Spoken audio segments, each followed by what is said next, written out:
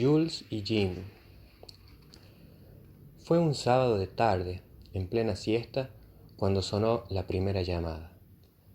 Aún medio aturdido, había alargado el brazo hasta el teléfono y una voz masculina, ni demasiado grave ni demasiado aguda, había inaugurado el ciclo de amenazas con aquello, después tan repetido, de «Hola, Agustín, te vamos a matar. No sabemos si en esta semana o en la próxima. Lo único seguro es que te vamos a matar. Chao, Agustín». Esa vez, la sorpresa no le permitió decir ni hola, ni quién habla, pero en la siguiente, también sábado de tarde, logró al menos preguntar ¿por qué? Y le respondieron: «Vos bien sabés, no te hagas el imbécil». Desde entonces se había acabado para Agustín las siestas sabatinas. Pensó en motivos políticos, comerciales, amorosos, pero ninguno le proporcionó una pista medianamente fiable. Su actividad política en el 71 se había limitado a los comités de base y había sido, por cierto, bastante floja. Compartía las preocupaciones y actitudes de aquella linda y despierta muchachada, pero no aguantaba las fervorosas e interminables discusiones hasta la medianoche, de modo que se hacía humo, no bien se presentaba una aceptable coyuntura.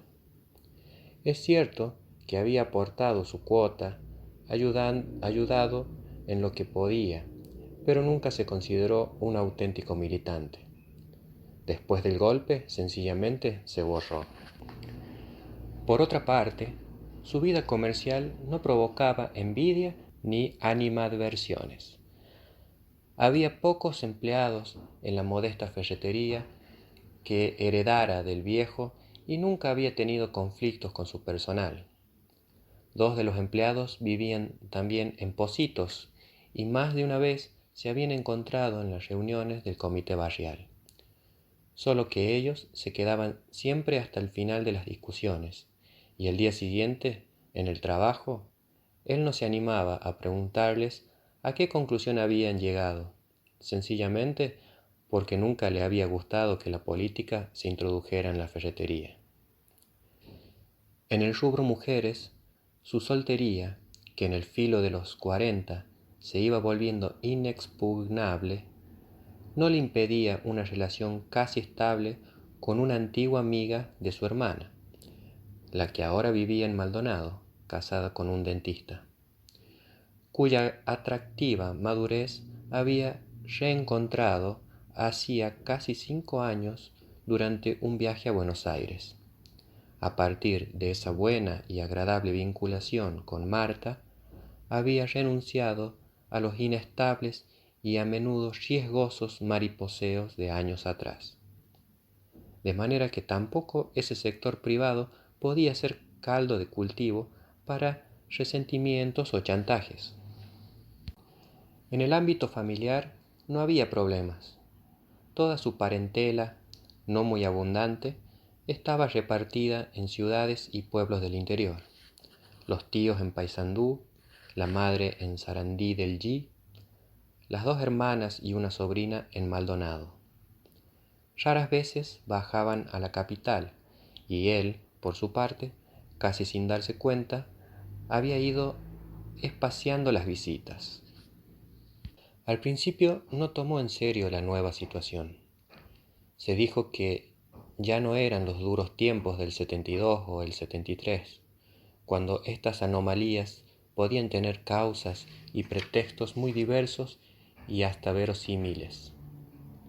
Cabía la posibilidad de que fuese una broma, pero ¿quién de sus pocos amigos podía ser tan pesado como para mantener durante varias semanas un juego así de oscuro?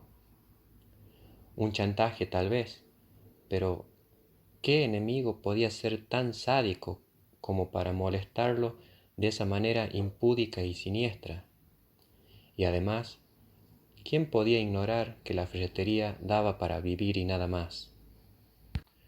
Lo cierto es que había decidido no abandonar el apartamento en las tardes de los sábados. Su lema personal, adecuado a las circunstancias, era que el sadismo de los amenazadores él correspondía con su masoquismo de amenazado. Pero semejante tosudez tenía una lógica. Si desaparecía los sábados, la previsible respuesta del fantasma agresor consistiría en trasladar la llamada intimidatoria para el martes o el viernes. Así fue que el mundo empezó a tener otro color y otro ritmo para Agustín. Por las mañanas, cuando concurría a la ferretería, ya no usaba el auto. Aunque desde el comienzo había aceptado que si alguien planeaba acabar con él, las preocupaciones estaban de más, de todos modos había tomado algunas medidas primarias, elementales. Por ejemplo, viajar en autobús.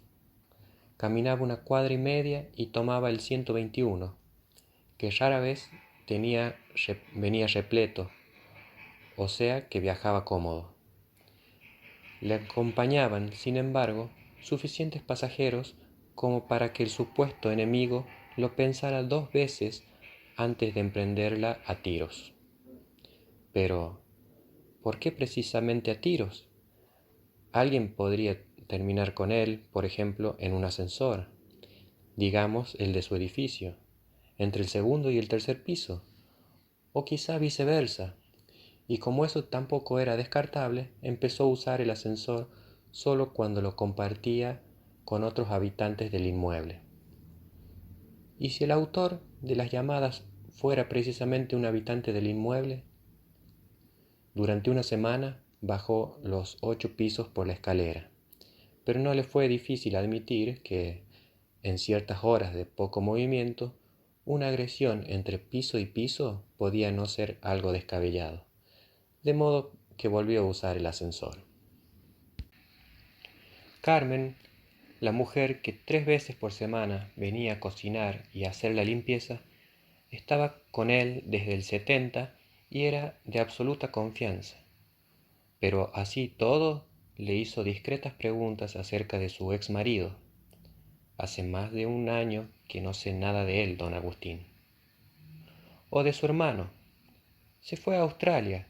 ¿Qué otra cosa iba a hacer el pobre? Un obrero especializado como él y aquí con los brazos cruzados. Por un viejo acuerdo, Carmen no venía los sábados ni los domingos, de modo que nunca le había tocado atender una de aquellas llamadas, y Agustín tampoco la había prevenido, tal vez porque pensaba que ella podía asustarse y dejarlo plantado. Por otra parte, Marta nunca había venido al apartamento. Agustín siempre había preferido concurrir al suyo, en el cordón, y aunque ella le preguntó por qué ahora venía sin el auto, él solo invocó la suba de la nafta. Después de todo, ¿qué solucionaba transmitiéndole a ella su ansiedad?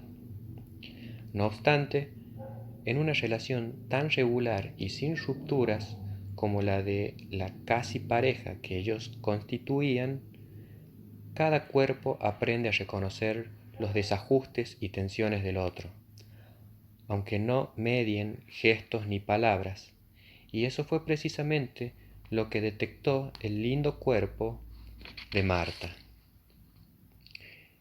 Él mencionó el trabajo, la crisis, los acreedores, las mini devaluaciones, pero 3 días más tarde y por primera vez en 5 años, Agustín fue un fracaso en la cama, y aunque Marta apeló a sus mejores reservas de comprensión y de ternura, él no osó decirle que sus pensamientos frecuentemente andaban lejos de aquel busto y aquel pubis, tan atractivos como de costumbre. Si disfrutaste este contenido, te sugerimos presionar la campanita y suscribirte a nuestro canal para enterarte cuando haya publicaciones nuevas. Muchas gracias por tu escucha. Audiolibros de SEA.